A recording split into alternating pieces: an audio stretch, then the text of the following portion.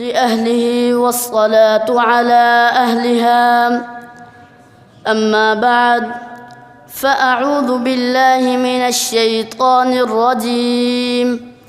بسم الله الرحمن الرحيم. والذين هم على صلاتهم يحافظون أولئك في جنات مكرمون. وقال النبي صلى الله عليه وسلم: الصلاة عماد الدين، أو كما قال عليه الصلاة والسلام. نہ مسجد میں نہ بیت اللہ کی دیواروں کے سائے میں، نہ مسجد میں نہ بیت اللہ کی دیواروں کے سائے میں، نماز عشق ادا ہوتی ہے تلواروں کے سائے میں. حضرات گرامی، اساتذہ اکرام اور میرے علم کے ہم سفر ساتھیوں، السلام علیکم ورحمۃ اللہ وبرکاتہ. آج میں آپ حضرات کے سامنے جس موضوع پر لب کشائی کرنا چاہتا ہوں وہ ہے نماز کی اہمیت. سامعین محترم، ایمان اور عقیدے کے بعد مذہب اسلام کے اندر تمام عبادتوں میں افضل اور تمام فرائض میں اہم نماز ہے. اسی نماز کی وجہ سے خلاق دو عالم کی نزدیکی نصیب ہوتی ہے.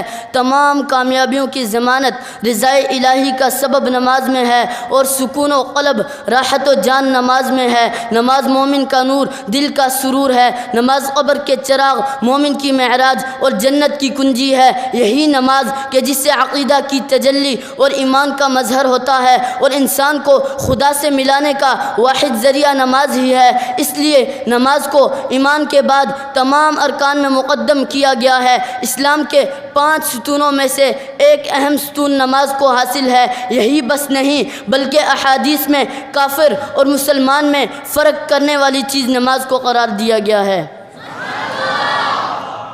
سامعین ذی وقار، قرآن اور احادیث کی روشنی میں جب نماز کی اہمیت دیکھی جاتی ہے تو میرے رب ذوالجلال نماز کو مومن کا شعار قرار دیتے ہوئے والذین یؤمنون بالغیب ویقیمون الصلاة ومما رزقناہم ینفقون فرمایا ہے، اور کبھی جنت کو نماز کے ساتھ معلق کر کے اعلان کرتے ہیں والذین هم علی صلاتهم یحافظون اولئک فی جنات مکرمون، اور کبھی فویل للمصلین الذین هم عن صلاتهم ساہون کہہ کر نماز میں سستی کرنے والوں کے لیے ہلاکت کا حکم لگا کر نماز کی اہمیت کو بیان کیا. کبھی من ترک صلاة متعمدا فقد کفر کہتے ہوئے نماز کی اہمیت کو بیان کیا.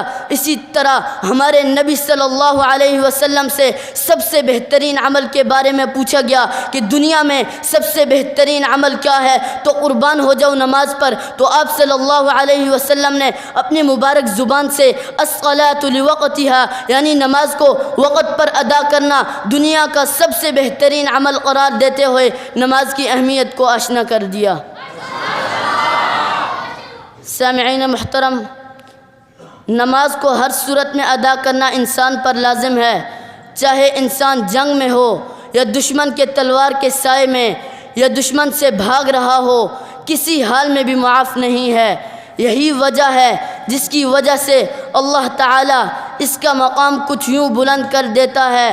جب انسان اللہ تعالیٰ کی بارگاہ بے نیاز میں اپنی پیشانی زمین پر رکھ کر سبحان ربی الاعلیٰ کے ذریعے اس کی عظمت و تقدس، بڑائی اور بزرگی بیان کرتا ہے تو اللہ تعالیٰ اس کو کسی کے سامنے جھکنے نہیں دیتا. ایسا بلند کرتا ہے کہ دنیا کی تمام چیزیں اس کی عظمت و شوکت، رعب اور دبدبے سے ڈر کر اسے سلام کرنے لگتی ہیں. تب تو شاعر بھی یہی کہنے پر مجبور ہوا، یہ ایک سجدہ جسے تو گرا سمجھتا ہے، یہ ایک سجدہ جسے تو گرا سمجھتا ہے، ہزاروں سجدوں سے دیتا ہے آدمی کو نجات. وما علینا الا البلاغ.